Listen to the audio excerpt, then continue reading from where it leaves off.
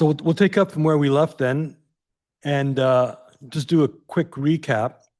And there's a map of Jerusalem at the time of Jesus, specifically highlighting where he was during this, what we call Passion Week or Holy Week.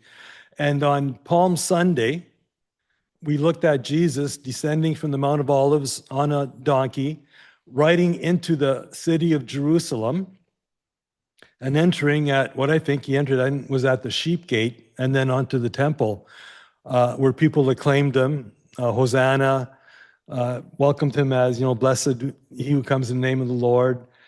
But what Jesus was really doing was coming and presenting himself as the Passover lamb, because on the 10th of Nisan, 4 days before Passover, Jewish families would bring the lamb into their homes.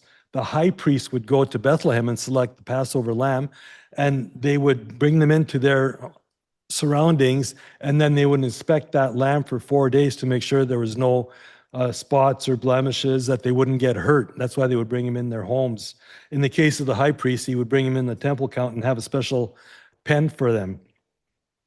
And then it's recorded that Jesus went into the temple, looked around, and then went back to Bethany. On Monday, which is what we looked at the last time we were together, on Monday, Jesus comes down from the Mount of Olives, and this time he enters the east gate, which leads directly into the temple. And then he makes his way to the royal porch, or the royal stoa, the portico. And we hear of him overturning the tables of the money changers, driving out the merchants.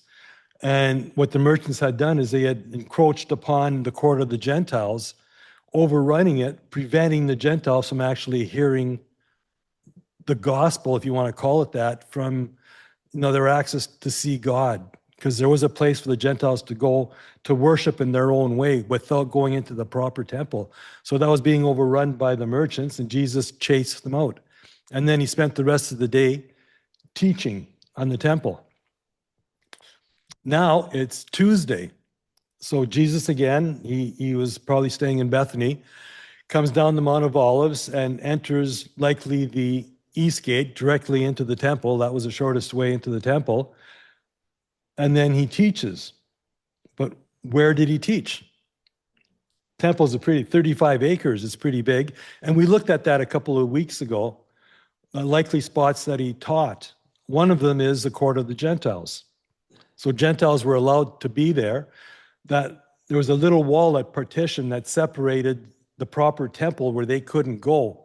And it was only like a 3 or 4 foot high wall with warnings saying, if you cross this and you're a Gentile, you'll likely die. I mean, that was punishment for going into that. Dorothy? How did he manage to do that without the Pharisees and Sadducees causing a big ruckus about him? So what Dorothy's asking, how was Jesus able to teach, and how did the Pharisees allow them? I'm happy you asked that question. Well, because we'll be getting into that exactly, because you got to remember, on the day before, what did Jesus do? He caused quite a ruckus. Easily, the Romans could have come in there and shut everything down. The Pharisees and Sadducees did not want that. They didn't want to shut it down. So the people wanted Jesus. I mean, they just proclaimed him Messiah. They were clamoring all over him. They wanted to hear him teach. He was there all day Monday teaching. They allowed him because they didn't want to have an uproar. The people were for Jesus. They wanted to hear him.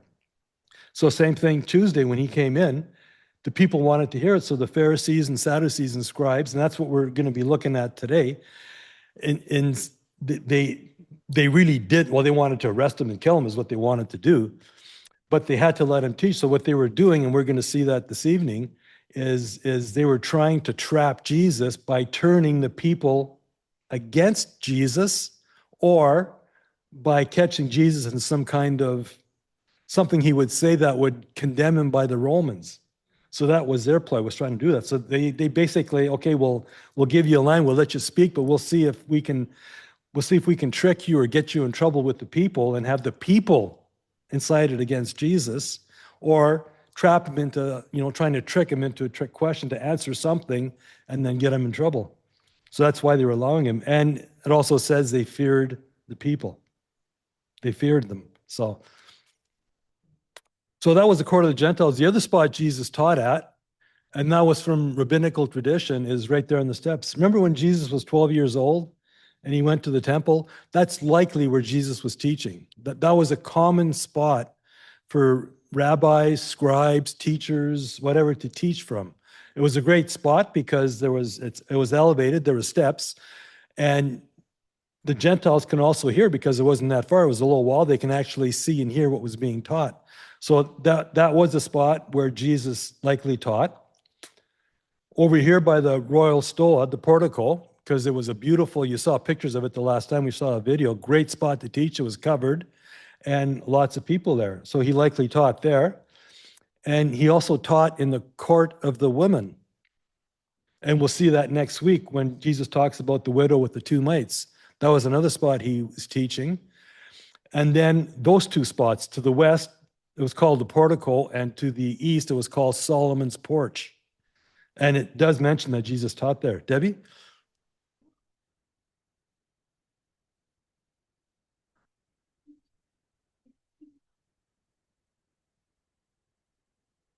Yes.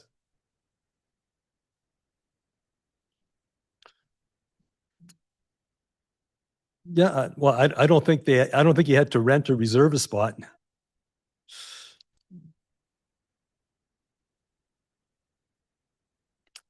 Yeah. But it's 30, that Temple Mount is 35 acres. It's huge. And if you looked at some of the movies that you see Jesus teaching in that, you can see like there's quite a separation between where Jesus is and even the Chosen. If you watch the Chosen, they do a good job of it because they'll show Jesus teaching, and the Pharisees that they're describing here, they're far enough away that they can hear, but not far enough to be able to say anything. So, but it was a big 35 acres. It's fairly large. And of course, there people would want to listen to Jesus speak. So everybody else probably, oh well, let's go see Jesus.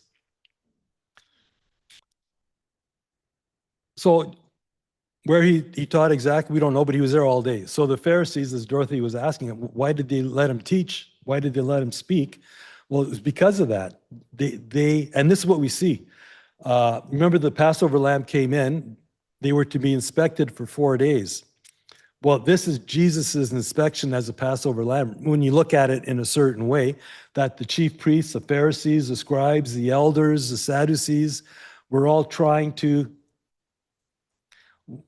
inspect, check, but they were really trying to trick him or see if he was pure without sin, without blemish. So that's kind of what happened. So we're going to encounter 4 different encounters Jesus had where they were trying to test him or trick him or interrogate him or see if he can say anything wrong or bad. And the first one is dealing with a combined group, and we'll see it in a second, of priests, scribes, and elders. And the specific issue they were addressing him on was, where did he get his authority from that he can actually teach? Where did he get his authority? Now it happened on one of those days, as he taught the people in the temple and preached the gospel, that the chief priests and the scribes, together with the elders, confronted him. Tell us, by what authority are you doing these things? Or who is he who gave you this authority? So there's a bit of time delay between going out in the Zoom world. So Luke basically says the occasion, as he was teaching in the temple. One of those spots Jesus was teaching, and that's, and what was he preaching? What's the gospel? Gospel is good news, but okay, let me rephrase it.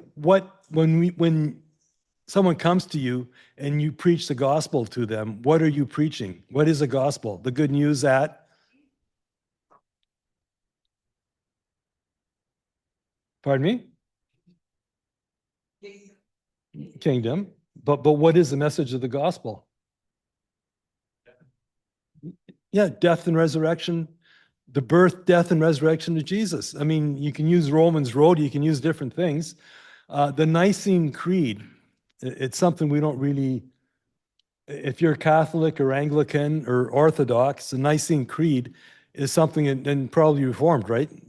It's something you would say all the time. It was like the Our Father almost, because that creed was written in about 325, and it basically has the whole message of the gospel in it about Jesus being born, and he came to earth as a man, and he suffered, he died, he was buried, he rose again, he's coming again. The whole gospel is in that Nicene Creed, which is really something we should look at. If you get a chance, go read it. Those of you brought up in the Catholic or Anglican or Reformed faith, you would know what it is. But that's not the gospel.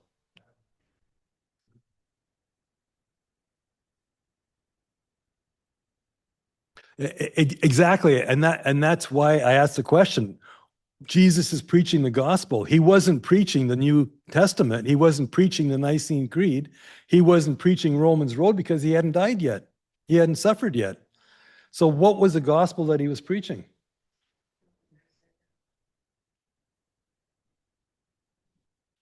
Well, he would have been teaching from the Old Testament, yes. But specifically, what's he been teaching for the past 3 years? Yeah, the kingdom of God is at hand. The kingdom of heaven is here.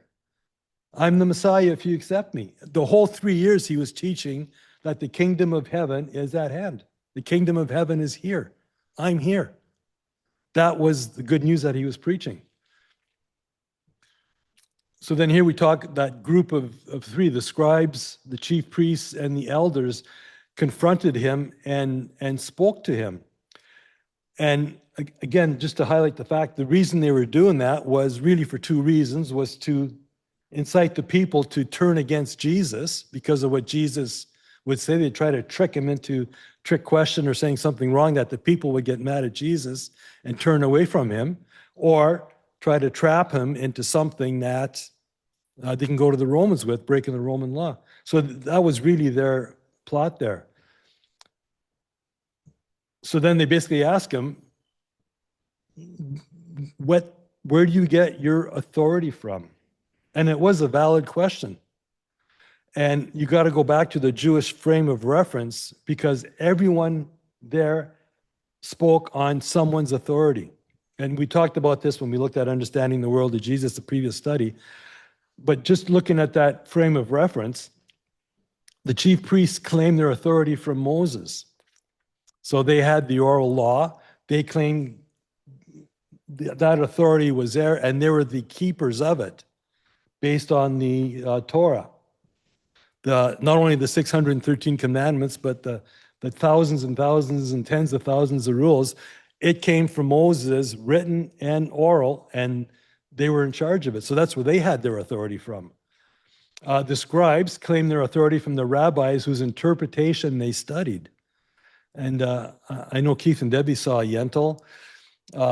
Great movie, Barbra Streisand movie, but to me, I'll always remember it for the fact and how they talk about, what time does the sun set? When does the sun set? Well, Rabbi so-and-so said this, but Rabbi so-and-so said that. And you can ask 3 Jews that one question and you get 10 different answers based on authority from different rabbis. So that they always quoted, not their own, but they always quoted authority from someone else they studied. The elders of Israel were leaders of the families, and they were chosen usually for their experience and wisdom. So that was kind of their authority because they were chosen. And the rabbis, their authoritative teaching required previous rabbinic authorization, the people who trained them and taught them. So Gamaliel, for one, he taught Paul. Paul would have got his authority from Gamaliel. And in their theology, a teacher could only teach what was handed down to him by his own teacher. So there was people had authority. So when someone spoke, if Paul's speaking as a Jew, he would say that it wasn't Paul's words coming out when he was a Jew. It was Gamaliel said this, Gamaliel taught that. So they all had authority. There was all derived somewhere. So the question they asked was a valid question. So Jesus, in traditional Jewish custom, did he answer their question? He asked a question. So he answered with a question. I also will ask you one thing, and answer me. The baptism of John, was it from heaven or from men?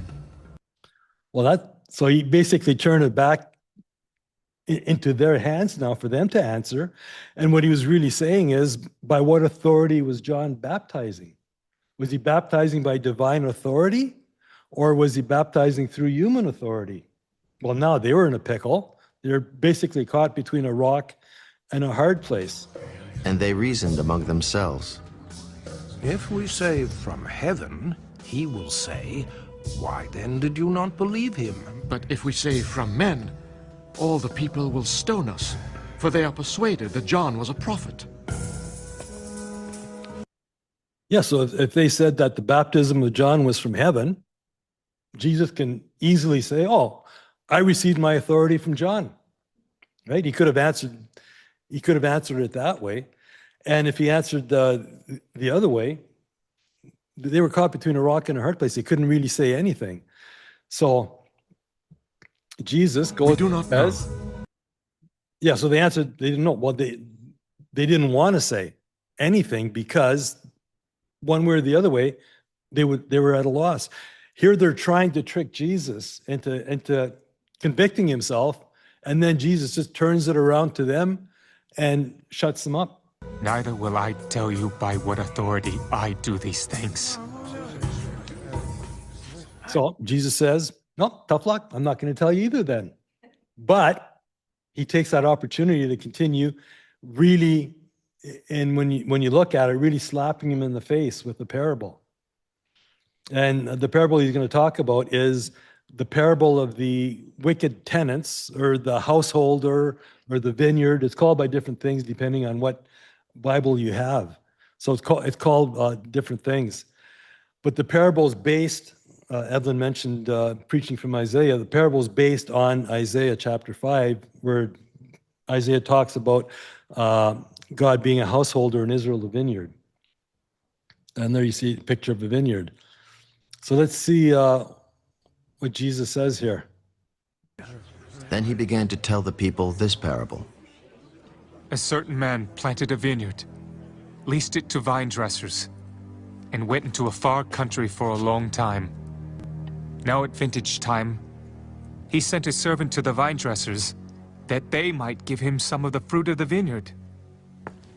But the vine dressers beat him and sent him away empty-handed. Again, he sent another servant, and they beat him also, treated him shamefully, and sent him away empty-handed. And again, he sent a third, and they wounded him also, and cast him out. Then the owner of the vineyard said, "What shall I do? I will send my beloved son. Probably they will respect him when they see him." But when the vine dressers saw him, they reasoned among themselves, saying, "This is the heir. Come, let us kill him, that the inheritance may be ours." So they cast him out of the vineyard and killed him. Therefore, what will the owner of the vineyard do to them? He will come and destroy those vine dressers and give the vineyard to others.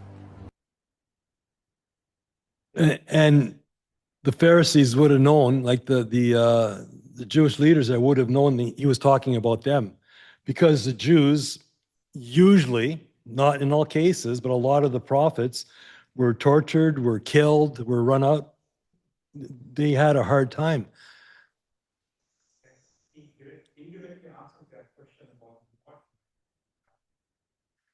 In a way, he did, yes. In a way, he did, because the people would have known that he was quoted, or it was kind of an allusion to Isaiah 5, which was talking about God and Everett? Pardon me?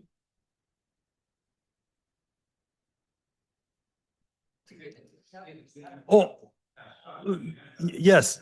Yeah, that's a good thing. Sorry, Everett. Yeah, what Everett was saying was, looking in the future, because that's really what happened. He destroyed it, but he gave it over to the Gentiles, to us, to different people. Debbie?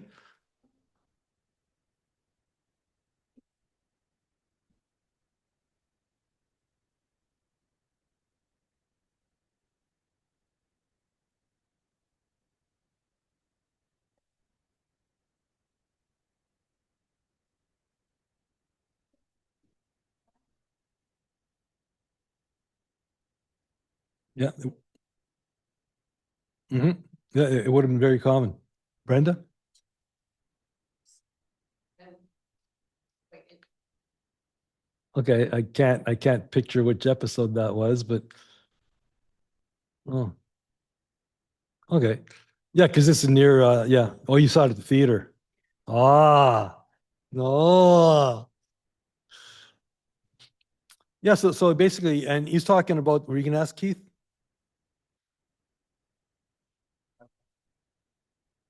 Like here on, you get these people who comment that the churches replace Israel and the fake Jews in Israel, all of this nonsense. But if you look at verse 16, I can understand where they come from, because that says to me to destroy them and really replace them. I don't believe in it, but Yeah. it's interesting. And a lot of the church replacement really came out like after Jerusalem was destroyed, because the Christians looked at the Jews as being Christ killers, and then the leaders looked at that, so they changed a lot. The Easter controversy is one of the biggest ones, but yeah, there's a lot of history leading to that. But no, nobody replaced Israel. Israel is number one. We're just kind of an interim thing, like an interlude where we fit in. It was a blessing. So, but yeah, he talks about it, and the three sets of servants he sent. One would be the pre-exilic prophets, the ones before 587 when Nebuchadnezzar came in.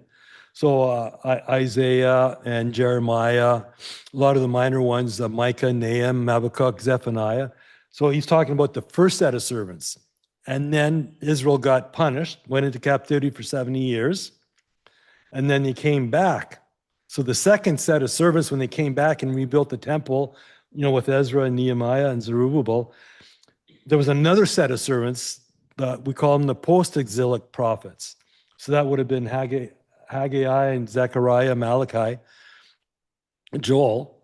And then the third set of servant would have been, who was the last prophet?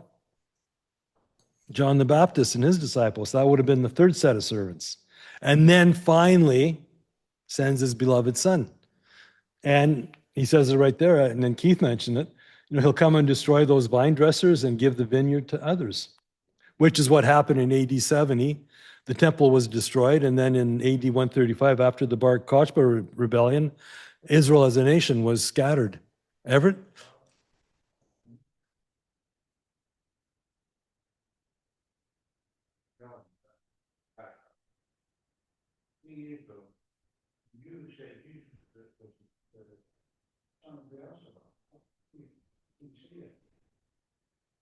That makes me wonder why am I not pouring out against that? Because he saw that hell about it. I don't know. When the church said he was the son of Beelzebub, that's terrible. Well, that is the unpardonable sin. And that went to the point of no return. Yeah. But that was the unpardonable sin that happened in Matthew 12. And the punishment was the destruction of Jerusalem, which is what he's basically saying here. The destruction was the destruction of the temple in AD 70 and the destruction of the Jewish nation in 135.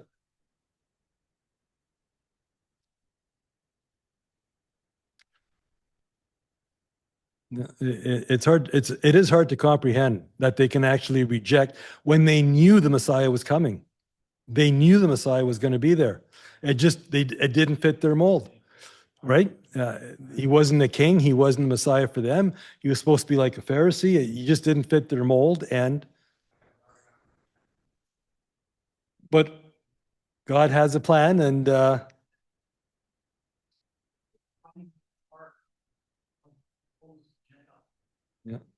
fullness of the Gentiles we'll be looking at next. Then he looked at them and said, What then is this that is written?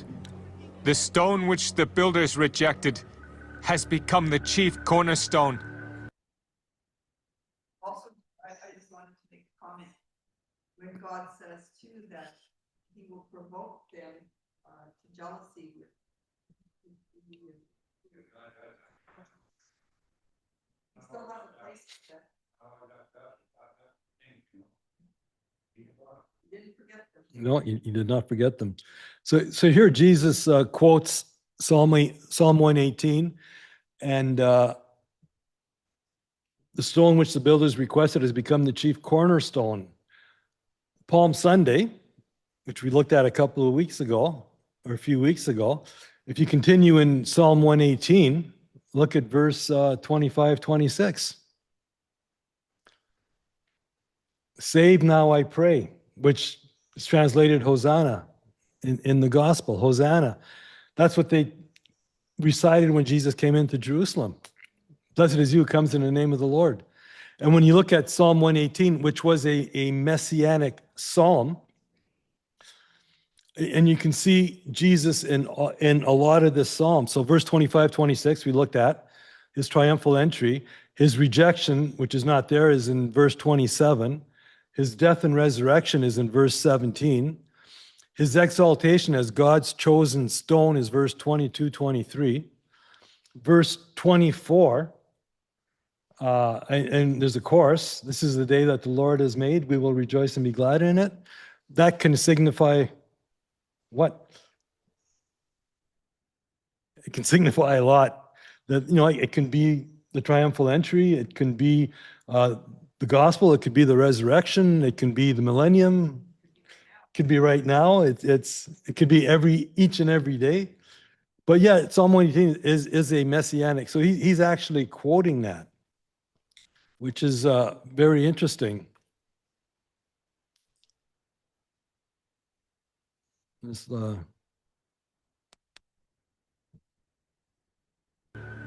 Whoever falls on that stone will be broken, but on whomever it falls, it will grind him to powder. So where else do you get an image of a stone grinding and crushing things? Nebuchadnezzar's statue at the very, talks of the four kingdoms, and then at the very end, the big stone comes down and crushes everything. That's what Jesus is alluding to there.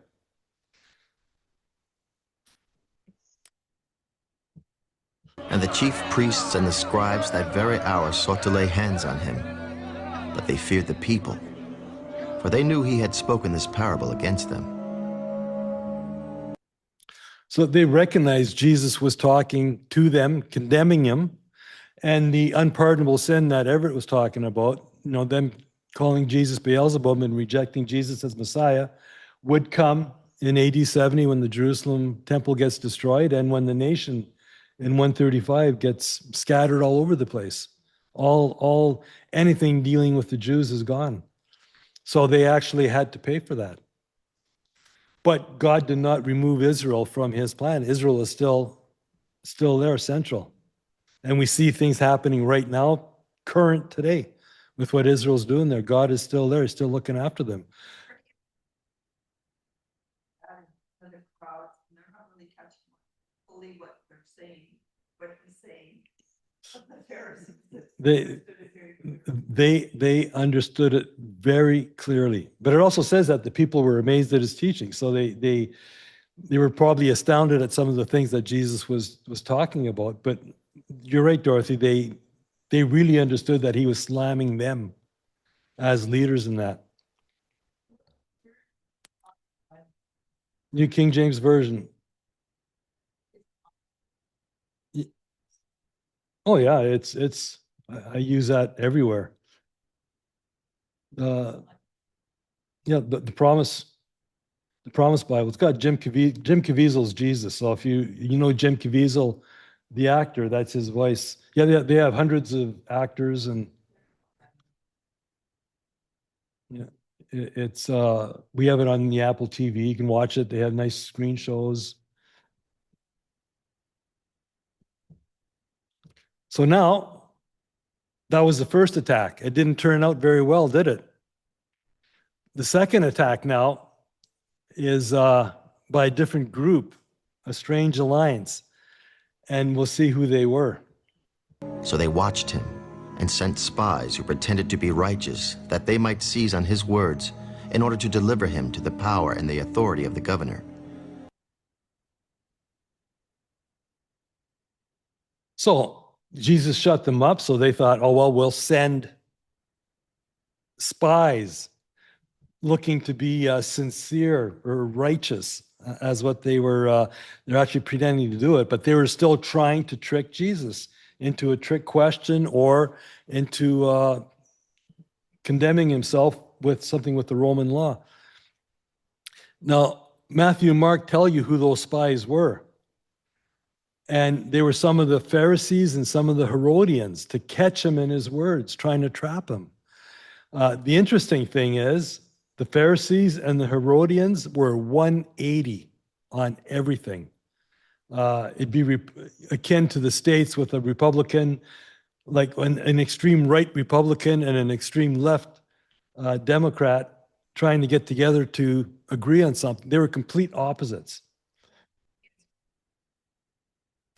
Well, yeah, it was from Herod, right? So they loved Rome.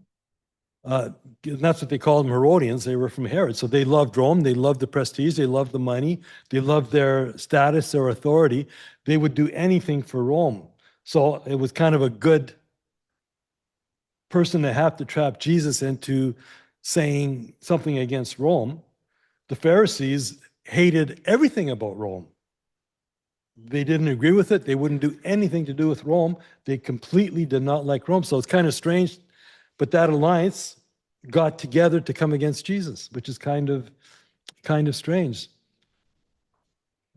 Then they asked him, Teacher, we know that you say and teach rightly, and you do not show personal favoritism, but teach the way of God in truth. Is it lawful for us to pay taxes to Caesar or not? So kind of a volatile, polarizing question, considering you've got the Pharisees who temple tax, you don't do anything for Rome. You got the Herodians who, oh no, we got to give Rome everything, and we got to give them everything. So again, they're trying to trick him into Jesus condemning himself for saying something to get the people. Because if he said, oh no, give it to the Romans, well, the people would have rebelled against him. If he would have said, give it to the temple, then the Herodians would have been, oh no, he's against Rome. And so he was caught between a rock and a hard place. So they thought. Everett?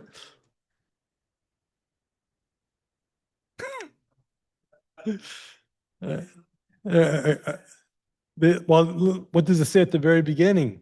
To be sincere, to be righteous, right?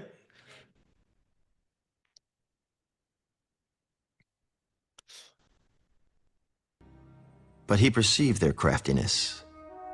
Why do you test me?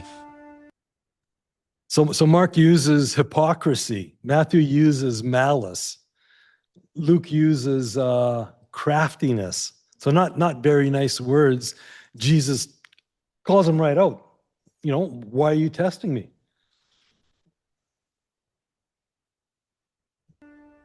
Show me a denarius. Whose image and inscription does it have? Caesar's.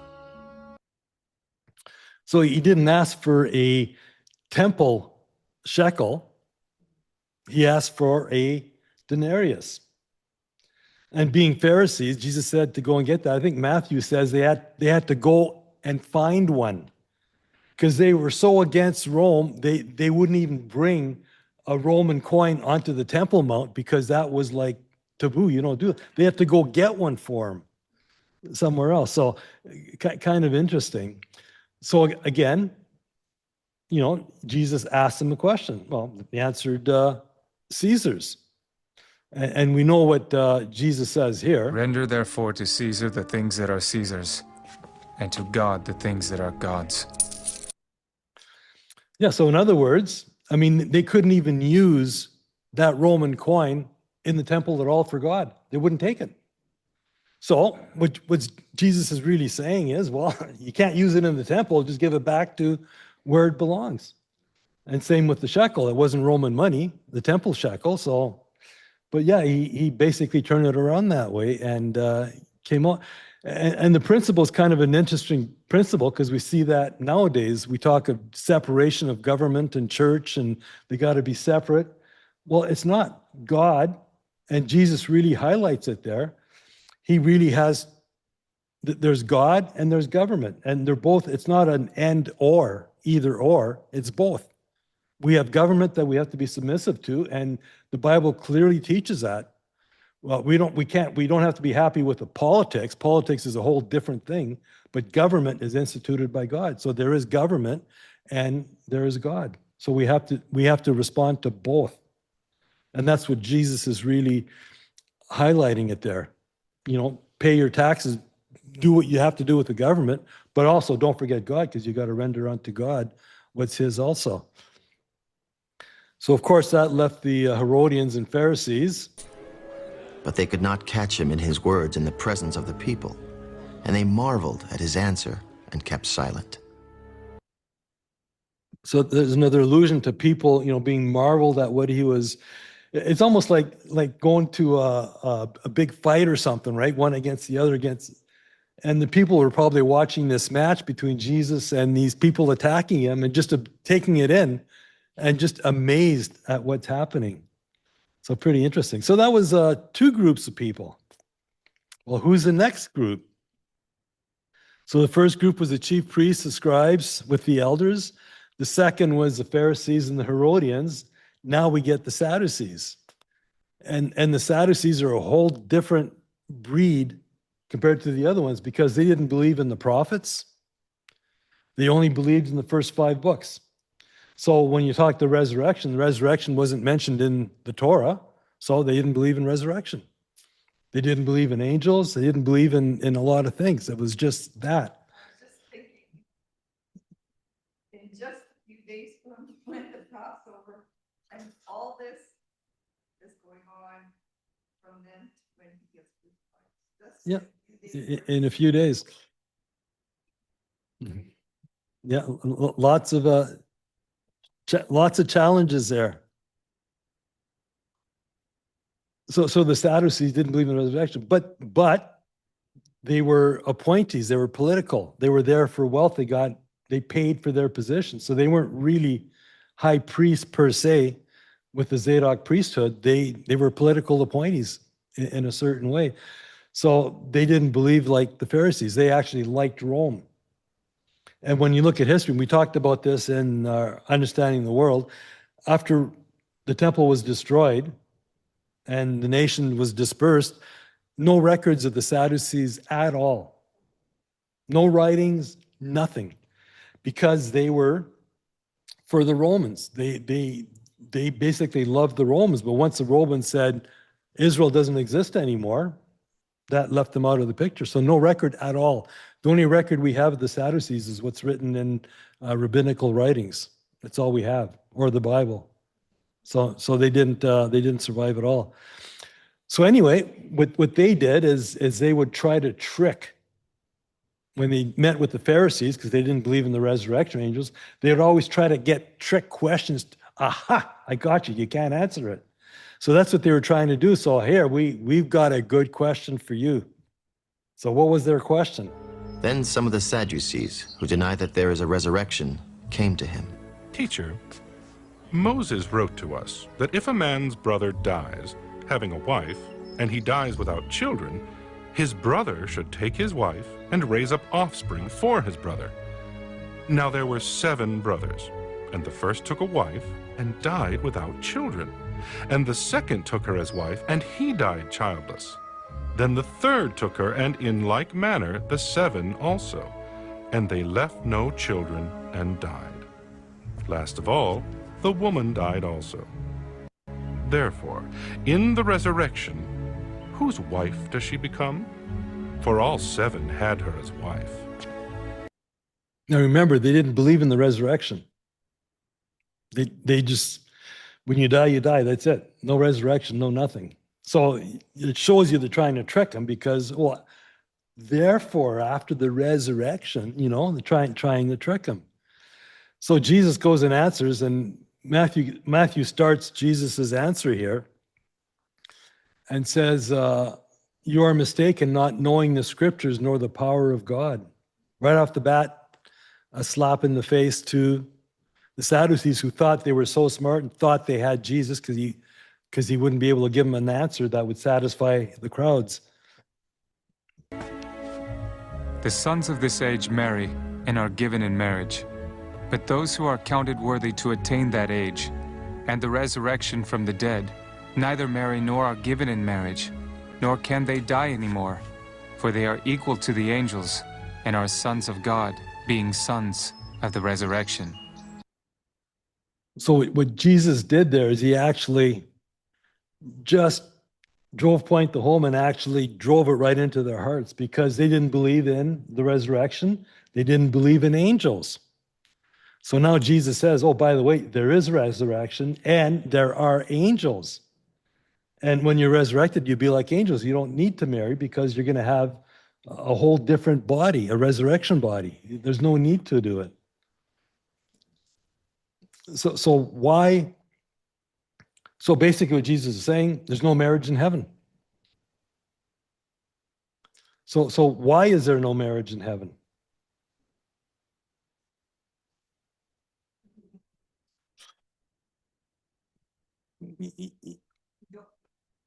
We don't need to procreate, number one. So back to the original. Why was Eve even created in the first place? Companion, fellowship, right? We're going to have fellowship, as Evelyn says, with God. Jesus is going to be there. We're going to have instant fellowship all the time, always be in his presence. So there is no need for fellowship in the same way that Adam needed fellowship. The other reason is procreation. You die, you got to procreate in that.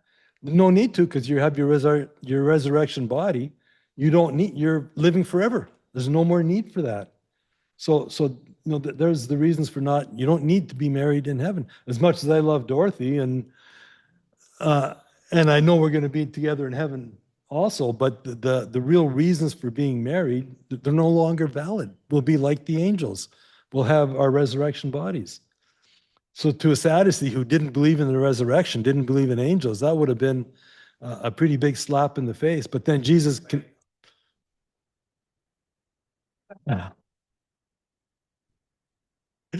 Oh, Everett, I'm not even going to repeat that. But even Moses showed in the burning bush passage that the dead are raised, when he called the Lord the God of Abraham, the God of Isaac, and the God of Jacob. For he is not the God of the dead, but of the living, for all live to him. So in essence, God made covenants with Abraham, Isaac, and Jacob. He promised land, he promised seed, he promised, descendants. Well, they died. Did they see that promise fulfilled? No. In other words, they have to be resurrected for the promise to go through. Just like when Isaac sacrificed, or when Abraham sacrificed Isaac, he knew if he sacrificed him that God would bring him back again, because God made that promise. He's going to fulfill it. So in essence, that's what Jesus is saying there. So then when the multitudes heard him, again, another point, they were astonished at his teaching. So that's the third group of people that Jesus turns the table on. Then some of the scribes answered, "Teacher, you have spoken well." But after that they dared not question him any more. So in essence, 3 responses, right?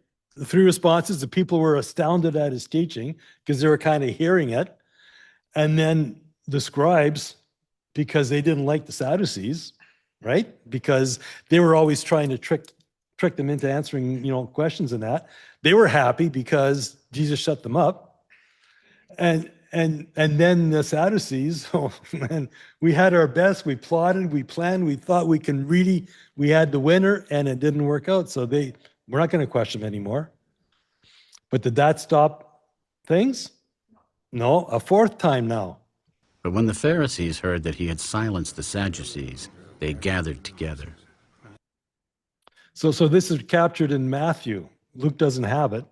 But the fourth one is, now the Pharisees, oh, he got this. Okay, now it's our turn. Let's see if we can get him now. Then one of them, a lawyer, asked him a question, testing him. Teacher, which is the great commandment in the law? You shall love the Lord your God with all your heart, with all your soul, and with all your mind. This is the first and great commandment. And the second is like it. You shall love your neighbor as yourself. On these two commandments hang all the law and the prophets. So Jesus answers them that, but that wasn't really the point he was getting at them, because he continues on in Matthew. He talks of Christ, son of David. While the Pharisees were gathered together, Jesus asked them, What do you think about the Christ? Whose son is he? The son of David. So in Matthew, because the Pharisees thought, oh, well, and they asked him, what's the greatest commandment? And Jesus answers them, but then he goes back and turns around and says, okay, well, what do you think about Christ? Whose son is he? So they answered correctly, the son of David. Who's the Messiah? Whose son is he? So they answered that.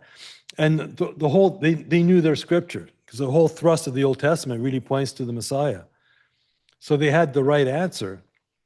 But then Jesus, okay, he answered right. Well, here's the knockout question. And he said to them, How can they say that the Christ is the son of David? So let's go to the Now next. David himself said in the book of Psalms, The Lord said to my Lord, Sit at my right hand, till I make your enemies your footstool. So he's quoting Psalm 110, which is a prophetic psalm of David talking of the Messiah. So it's King David talking about the Messiah. One of the most quoted psalms in the Bible, by the way, if you're looking at the New Testament. So David quotes that psalm, and then, Jesus quotes that psalm. Therefore David calls him Lord. How is he then his son? How can he be God's son if he's calling him Lord? So why did they reject Jesus as Messiah? Because they were expecting the king. They were expecting someone to deliver them. Their whole concept of the Messiah was Messiah, king, conquer them bad Romans and bring us into, the kingdom of heaven. That was their concept. They lost out. They couldn't understand the concept that Jesus was also the servant, was also fully human, was also man. So they missed out on that. Jesus is really highlighting that fact right there. So the Messiah, Jesus, is the God-man. So as to his humanity, he's David's son. But as to his deity, he's David's Lord. They didn't have that concept of Jesus being God, Jesus being man. So as man, he was David's son, but as God, he's his Lord. So it's something they couldn't understand. Then, in the hearing of all the people, he said to his disciples, Beware of the scribes, who desire to go around in long robes, love greetings in the marketplaces, the best seats in the synagogues, and the best places at feasts, who devour widows' houses, and for a pretense make long prayers. These will receive greater condemnation. Yeah, so he's really coming down hard. So that was the fourth group of people trying to attack Jesus, trying to trick him, trying to get him a gotcha thing. And Jesus turned each one of them. And then he tells his disciples, in the hearing of all the people, right? So he's teaching to his disciples, but loud enough that the people, because he's on the Temple Mount, can hear what he's saying. So that would have been another slap against the religious leaders. And he's really saying 9 things, and we'll go through them real quick. So the first thing, he's talking about the true nature of Pharisaism was hypocrisy. And in Matthew, same thing, the scribes, Pharisees sit in Moses' seat. Therefore, whatever they tell you to observe, that observe and do, but do not do according to their works, for they say and do not do. They were hypocrites. And we used examples previously where they knew what the law said, the oral law, but they would find a way of circumventing it to get their own way out of it. So number 1 was watch it because they're hypocrites. The second one, guilty of burdening others with the mission of the oral law while they themselves circumvented it, which we just said. They bind heavy burdens hard to bear and lay them on men's shoulders, but they themselves will not move them with one finger. So bind means forbid.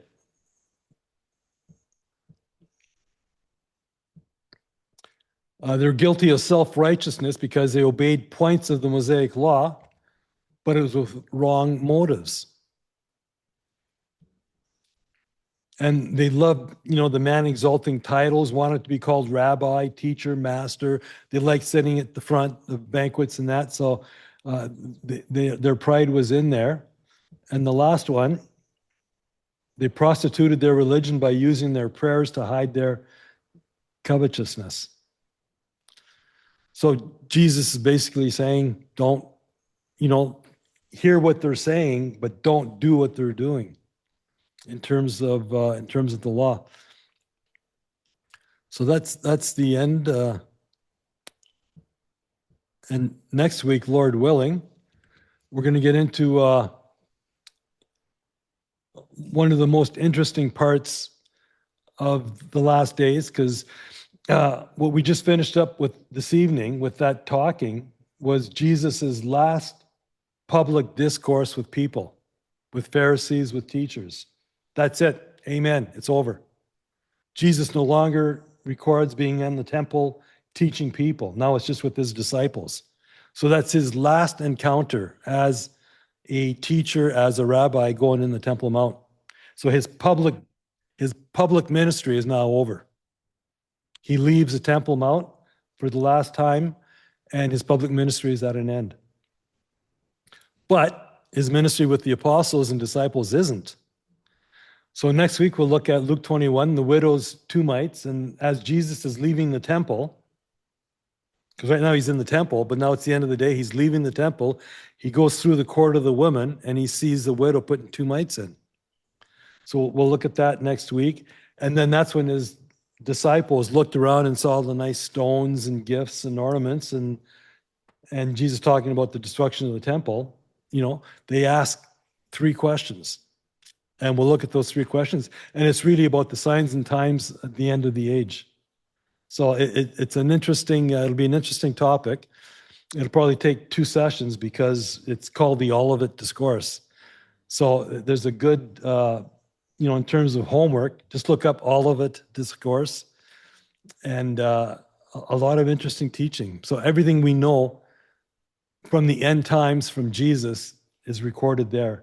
It's his last teaching with his disciples. So it's pretty important. So